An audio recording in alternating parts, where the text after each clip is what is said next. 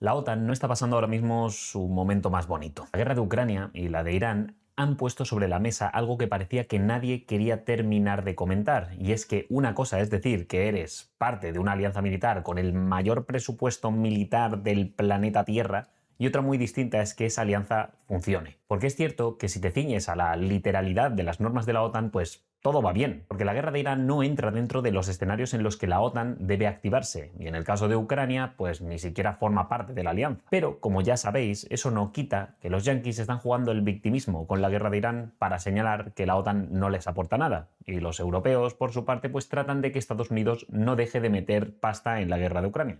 Y eso que desde Biden Trump no aprueba nada nuevo. Y ojo, porque la postura de los yanquis es extremadamente cínica, ya que todo lo que ha pasado, por mucho que haya habido inacción europea, le ha venido de puta madre a Estados Unidos. En el corte de Hormuz, los que se han forrado con la subida del precio del crudo durante meses han sido ellos, mientras China veía su principal manguera de petróleo rebajado, cortada. Sin contar con la de Venezuela, por supuesto, que está bajo control directo estadounidense. Todo esto, a Europa, la subida de precio le ha perjudicado porque como no somos exportadores, sino precisamente importadores de esta materia prima, pues la subida de precio nos jode especialmente. Y por otro lado, hablando de la guerra de Ucrania, a quien le viene bien que haya guerra ahí es precisamente a Estados Unidos. El inicio del conflicto y la voladura del Nord Stream 2 les convirtió casi en el principal vendedor de gas natural de Europa, entre otros recursos, mientras asfixiaba económicamente a Rusia. Al mismo tiempo, fue fracasando en otros países donde tenía influencia, como Siria o Armenia, por ejemplo, porque se veía obligada a reponer sus recursos para un conflicto con Ucrania que lleva años desangrándoles. Todo mientras les han reventado más del 20% de sus refinerías, así como terminales exportadoras de crudo. De hecho, Crimea, lo que fue un símbolo de su imperialismo sobre Ucrania, está resultando ser al mismo tiempo su talón de Aquiles. Porque se habla de una posible ofensiva terrestre contra la península, pero es que Ucrania no necesita ocupar esa región, basta con que estrangulen las dos únicas vías para llevar suministros a la península para que la población se acabe echando al cuello de Putin. Hablamos de colas interminables para conseguir 5 míseros litros de gasolina por vehículo, que es el racionamiento actual. Y espérate a que empiecen a escasear hasta otros bienes de primera necesidad con el incesante hostigamiento a esas dos arterias que nutren a la península, tal como os digo. Por no contar que los rusos están teniendo que derivar muchísimos recursos para proteger la zona, y por eso los ataques ucranianos están teniendo más éxito, ya que la defensa rusa es ahora mismo un chicle muy estirado. Me siento disperso como mantequilla untada sobre demasiado pan. Bueno, es que hasta vosotros habréis visto este vídeo que os voy a poner a continuación, que es el resultado de poner a un camión una ametralladora que normalmente va en un helicóptero.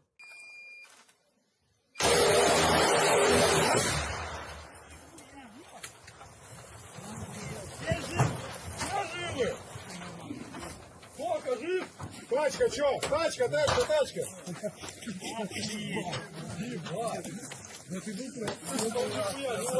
Pero bueno, comento esta entradilla solo para señalar que la OTAN vive un tiempo de ambigüedades, vamos a decir. Está ahí, todos somos muy colegas, pero cada uno busca la manera de escaquearse de tener que mover un solo dedo por otro.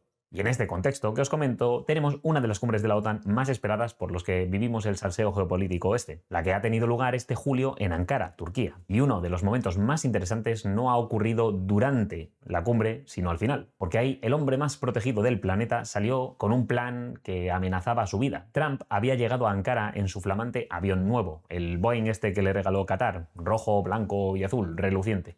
Y se largó de Turquía en el avión, vamos a decir viejo, que es el Air Force One de toda la vida con el transpondedor apagado durante parte del vuelo. Y yo os pregunto, ¿por qué el tío más blindado del mundo se va de la cumbre de la alianza más gorda del planeta, en la que representa el país que más pasta pone con diferencia, con tanta artimaña para evitar ser atacado? Pues chicos, por Irán. Y esa misma palabra, Irán, es la razón por la que en esas mismas 48 horas Trump se había dedicado a destrozar a un aliado muy concreto. Y sí, hablo de España porque España no le dejó usar sus bases para atacar a Teherán en su momento. Todo está conectado, y si no lo está, no os preocupéis que ya me invento yo una conexión. Porque en mitad de esta cumbre, con 32 líderes del mundo, con un presupuesto que supera los 70.000 millones de dólares en armas sobre la mesa, con una foto de unidad preparada, Trump se dedicó a hacer las cosas que Trump hace.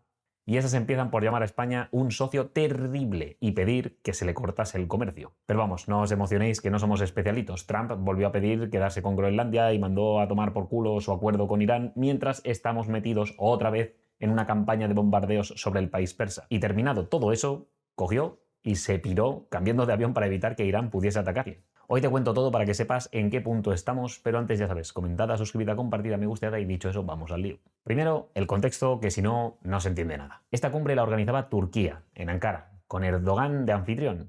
Y Erdogan es básicamente el único aliado al que Trump trata bien de verdad. De hecho, salió de allí insinuando que igual le empieza a vender los cazas F-35 que le tenía bloqueados. Esto no os hacéis una idea de lo importante que es, porque si sois asiduos del canal ya sabéis que Turquía tiene una relación muy quebrada con Israel, pese a haber sido aliados históricos en el pasado. A día de hoy la relación entre Erdogan y Netanyahu es complicada. Por eso de que Erdogan llamó genocida a este y el otro pues respondió con algo parecido. Netanyahu, compórtate. Eres un tirano. Eres un tirano que masacró a niños palestinos de 7 años. El tema es que para que Estados Unidos venda F-35 a un país, por mucho que sea su avioncito, tiene la obligación legal de que Israel siempre mantenga el Qualitative Military Edge, o la ventaja militar cualitativa en la región. Es decir, que el F-35 no se le puede dar a cualquier país así porque sí, requiere en cierto sentido de la autorización de parte de los israelíes, del aseguramiento de que su ventaja militar se va a mantener aún vendiendo el avión a otro país. Así que lo de que Trump diga que va tal vez a empezar a vender cazas a Turquía podéis leerlo de dos maneras. Una sería que está presionando a Israel. Esto no lo veo tan lógico porque no estamos en una situación de hostilidad porque Israel haya atacado sorpresivamente a Irán o al Líbano. Al menos hoy. Lo último que teníamos era que los yanquis llegaron a un acuerdo de alto al fuego con Irán hasta agosto, y ese alto al fuego se ha terminado porque Irán ha golpeado a alguno de los barcos que cruzaba el estrecho. Así que la relación entre el país hebreo y los Estados Unidos está tensa por la guerra, pero no tanto como para que Trump venda caza a los turcos sin tener en cuenta que debe mantener a Israel con una posición fuerte. Así que la segunda lectura que nos queda es que efectivamente Israel estaría dispuesta a autorizar esa venta, que es algo que ya comentamos aquí incluso con respecto de Marruecos. Cuando le bailas el agua a Israel, pues de repente se te activa la posibilidad de comprar F-35, y esto implica o que las relaciones entre Turquía e Israel están mejorando o que Israel quiere que mejoren. Bien, pero seguimos. El jefe de la OTAN, Mark Rutte, venía con una misión clarísima para esta cumbre, que era tener contento a Trump como fuese. Y la manera más sencilla, aunque no fácil, es con la cartera. Por si no lo sabéis, Europa está en pleno plan de rearme, y gran parte de ese rearme lo está pagando de puertas para adentro, inflando su propia industria. De hecho, los yanquis ya se quejaron a través del vicesecretario de Estado sobre esta situación porque, claro, ellos quieren que Europa gaste en defensa, pero que ese gasto pase por Estados Unidos primero, claro. Así que Rutte ha montado un gran anuncio de decenas de miles de millones de dólares en compras de armamento, y buena parte de esas compras pasarían por Estados Unidos. Además le recordó el famoso Trump Trillion, que son 1,2 billones de dólares que Europa y Canadá han metido en defensa desde que él ha llegado. Todo para darle a entender que Europa está metida en el tema del gasto. Vamos, Rutte se lo dijo con unas palabras que eran algo así como: sin ti en esa silla esto no habría pasado. Lo sé, pensáis que Rutte es un tío bastante lameculos, pero es que es lo que hay. Esto es el rol que debe cumplir el jefe de la OTAN, tener contentos a todos, pero en especial a los yanquis, que son los que más ponen. Todo esto lo hizo encaminándose a que Trump no liase nada en la cumbre, porque es el líder más impredecible de los que ha tenido Estados Unidos, pero liarla la lió igualmente. Y aquí llegamos al país del jamón serrano. De todos los aliados, Trump eligió a España para el hachazo, sin que nadie le preguntara específicamente por nosotros, así que venía con el objetivo en mente. En rueda de prensa, al lado de Rutte, soltó lo que ya parece el habitual sermón del domingo: que España es un socio terrible, una causa perdida, que no participa, que no paga, que son mala gente, y terminó girándose hacia su secretario del Tesoro y diciéndole que ejecutase la Orden 66 y cortasen todo el comercio con España, incluidas visitas. I didn't speak to Spain. Spain is a wasted cause. We don't want to do any trade business with Spain anymore, by the way. I'd like you to cut it off. Spain is a terrible partner in NATO. They don't participate, they don't pay. I don't want anything to do with Spain. Cut off all trade with Spain, please, including visits. Okay, we don't want anything to do. Watch them come running back. Oh, they'll come running back. They treat this man terribly, and this man's a good man too, great man. They're lucky they have him. But Spain doesn't agree to anything, and you shouldn't carry him. I mean, you sort of automatically carry because you're protecting an area, so they're there. So they probably figured they have to protect us, right? You know, they have everybody else going and paying and working. And Spain, in particular Spain, there are a couple of others, but in particular Spain, they're open about it, they're hostile about it, and let's see how hostile they remain when they call up and they, please, please, we want to trade with you, sir, we want to trade with you, sir. Y dirás, pero bueno, ¿por qué nos tiene tanta manía a los españoles? Pues Por dos motivos. El primero es que España se negó a comprometerse con el nuevo objetivo de gasto militar, el famoso 5% del PIB dedicado a defensa. Todos en Europa están igual y tratan de regatear, pero Sánchez usó el momento para hacer política que podía vender a nivel interno para ganar popularidad cuando empezaban a destaparse casos de corrupción. A Trump no le gustó porque él es igual que Sánchez en esto, son orgullosos y quieren vender una imagen triunfal en casa con sus votantes. Así que desde ese desplante, pues lo dicho, le tiene entre ceja y ceja. A esto le sumáis que España de nuevo volvió a hacer política interna bloqueando las bases de Morón y Rota tras los primeros ataques de Irán y claro, a Trump pues terminó de cruzársele del todo ahí. Por eso Trump amenaza con cortarnos el negocio. ¿Y cómo responde España? Pues diciendo literalmente que tranquilidad, que todo está bien y que no debemos preocuparnos. A ver, una parte de razón tienen, porque ya sabéis que la política comercial internacional de España no la discute España, la discute la Unión Europea. El comercio es competencia casi exclusiva de Bruselas. Trump puede decir misa, pero no puede cortar el comercio con España específicamente, ya que este flujo de comercio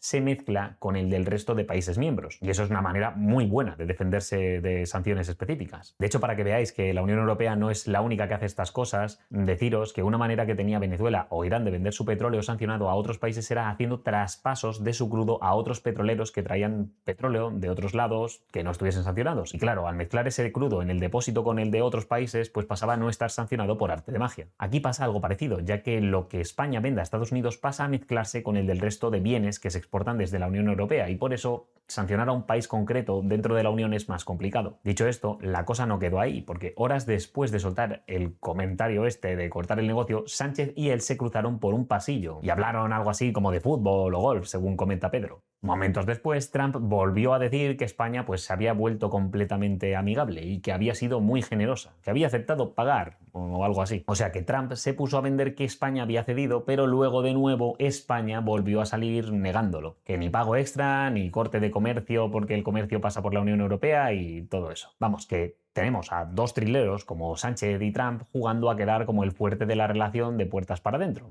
Si los escuchas a ambos dicen haber ganado el pulso y que el otro ha cedido, así que dime tú a quién le crees aquí. Porque al final, tal como os dije, no es que España sea una morosa en Europa. Todos los países tratan de mantener un equilibrio entre el inevitable incremento del gasto en defensa que tienen que hacer y el no irse al 5% que piden los yanquis tampoco. Si abriésemos un Excel de los países de la OTAN, ¿sabéis cuántos de los 32 llegan de verdad al 5% que exige Trump? 5. Sí, 5 países de los 32 llegan de verdad a ese gasto que pide el bueno de Donald. El resto aún ni se acercan, aunque es verdad que todos están ampliando su gasto con esa tendencia, España incluida, porque España ha gastado cerca de unos 35.400 millones de euros en defensa este año. Eso la convierte en el 9º presupuesto militar más alto de toda la alianza en términos absolutos, no en porcentaje, porque en porcentaje la verdad que somos el penúltimo país. El argumento de Sánchez es que subir al 5% es inasumible sin destrozar el estado del bienestar, ya que ese dinero saldría de sanidad, de educación o de pensiones. Y a ver, razón no le falta porque no hay dinero. O sea que España, paga. Ha aumentado el gasto, no es una morosa ni mucho menos, pero es verdad que el nivel del 5% queda muy lejos, aunque no solo para nosotros, para todos. Para que os hagáis una idea, Alemania gasta un 2,69%, Francia un 2,22%, Italia un 2,10%, con la excepción de que ellos ya tienen en su hoja de ruta ese incremento y esa evolución del gasto a lo largo de los años que vienen. Pero es que en España la urgencia no pesa tanto, porque estás en el extremo occidental del continente sin sensación de presión rusa. Y por supuesto Marruecos puede ser un problema con Ceuta y Melilla, pero eso es un tema más diplomático que otra cosa. Marruecos de verdad en quien está centrada es en Argelia. Por eso digo que el origen del cabreo no está tanto en los números, sino en los gestos. Y aquí Irán pues tiene su relevancia. En febrero los yanquis lanzaron una operación militar junto a Israel contra Irán en la que se cargaron al ayatolá Khamenei, entre otras cosas. Desde entonces no han dejado de bombardear más que en momentos muy puntuales,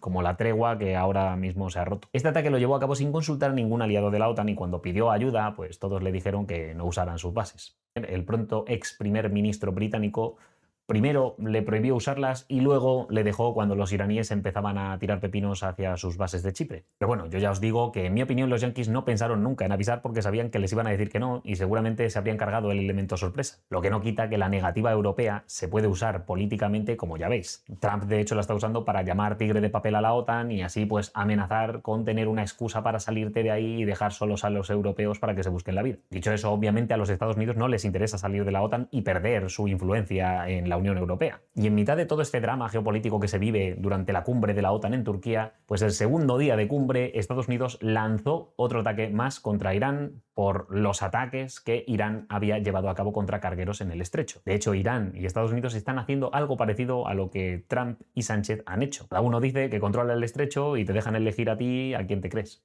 Daros cuenta de lo gordo que es que pase esto en mitad de una cumbre de la OTAN con Estados Unidos dirigido por alguien que llama tigre de papel inútil a la propia alianza. Alguien que se pone a bombardear Irán como si nada mientras tienen lugar los distintos eventos, sin que ningún país de la alianza tenga nada que decir sobre los ataques que se estaban llevando en ese mismo momento contra Irán. Es una manera de señalar lo irrelevante que es la organización para Trump. Y de nuevo, que esto no significa que no importe, solo es, igual que hace Sánchez, un gesto para dar imagen de fuerza de cara a su propia casa y para negociar con esta gente. Y por supuesto España, como digo, no fue la única que recibió. Trump volvió a decir que Estados Unidos debería controlar Groenlandia. Que es muy importante para Estados Unidos, pero no lo es tanto para Dinamarca. Ya hasta contó una batallita sobre cómo los nazis conquistaron Dinamarca en un día para marcar el punto de que Dinamarca no tiene poder real. La primera ministra danesa, Frederiksen, tuvo que repetir otra vez que Groenlandia no está en venta y que defenderán cada centímetro. Y claro, yo solo señalo lo irónico que es que en una cumbre de la OTAN se esté discutiendo que un país miembro quiera quedarse con territorio que pertenece a otro país miembro, porque la OTAN se fundó en 1949 para defender a sus miembros de amenazas de fuera de la alianza, pero no dice nada de cuando el socio más grande del grupo amenaza a otro para quedarse con su propio territorio. Dicho eso, de nuevo, para que veáis que Trump es un trilero igual que Sánchez, esto fue un show que montó de puertas para afuera con la prensa para generar el titular. Dentro de la sala, a puerta cerrada, Groenlandia ni se mencionó una sola vez. Lo confirmó el ministro noruego. No es que te deba tranquilizar esto, pero bueno, te da a entender que Trump está jugando a los negocios, pero usando invasiones como baza. Después de esta cumbre, lo que nos debemos preguntar es si se está rompiendo la OTAN. Es desde luego lo que más escucho yo cuando veo a analistas especular sobre el tema. Y lo que más se ve en ellos es una coincidencia, que es que todos dicen que esto a quien más beneficia es a Rusia. Es el titular con el que Putin lleva años soñando.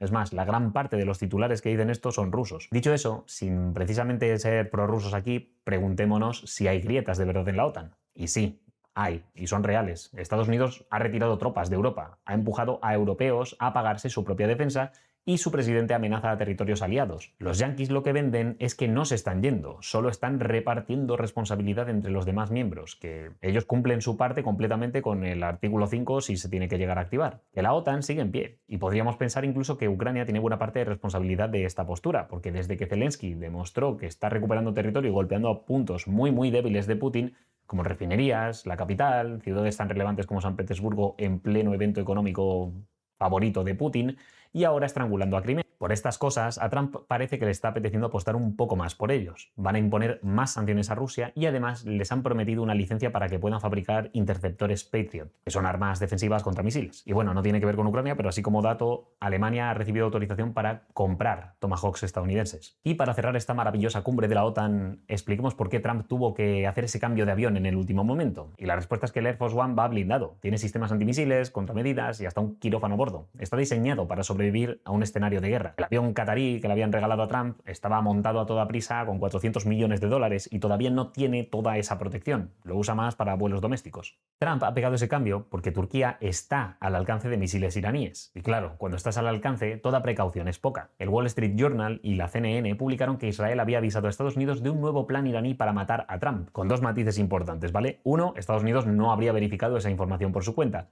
Y la segunda es que el aviso israelí era, en parte, un plan para empujar a Trump a escalar la guerra con Irán, cosa que pasó durante la cumbre. O sea que ni el aviso de asesinato estaba libre de sospechas sobre si Israel lo estaba haciendo por algo. Aunque es verdad que mientras todo pasaba, la gente desfilaba en Irán con pancartas de «mataremos a Trump». Así que bueno.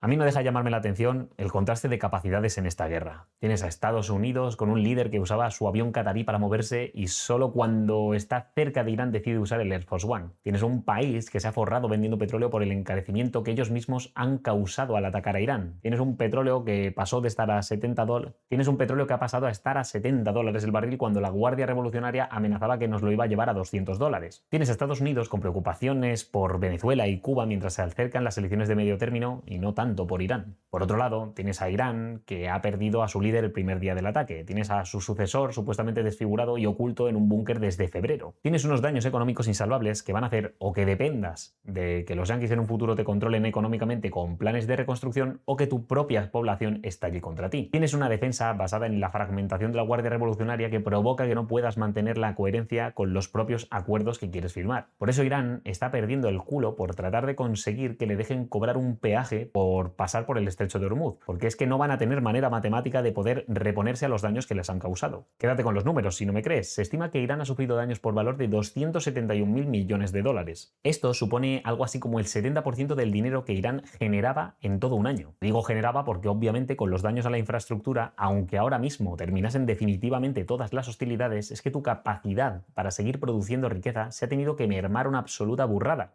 Por lo que, a ver cuánto tardan en reponerse si de verdad no les inyectan dinero de fuera. Y claro, esa es la segunda trampa, porque si al final consiguen que les financien para reconstruir, ¿qué países en el mundo tienen capacidad, pasta e interés en meterse en ese proyecto? Pues sus principales enemigos de la región, los países del Golfo. Y en ese escenario es que veo perfectamente cómo harían que esa ayuda económica se convirtiese en una manera de controlar a los iraníes. Cuando acostumbras a alguien a que les llegue agua por una manguera, luego puedes controlarles amenazando con cortar esa manguera. Pero bueno, es verdad que yo te cuento esto sin tener ni idea del asunto, así que ilústrame tú en comentarios. ¿Crees que la OTAN está próxima a su fin o todo lo que vemos es pura fachada para hacer política interna? ¿Ha corrido peligro Trump en algún momento en este viaje? ¿Crees que el bueno de Donald va en serio con sus amenazas a Groenlandia y a España? Y lo más importante, ¿crees que Trump y Pedro son dos caras de la misma moneda? Te leo, suscríbete si no lo has hecho y considera pillar la membresía que ayuda mucho al canal. Echa un ojo a los vídeos para mantenerte en el debate y nos vemos en la próxima. Hasta luego.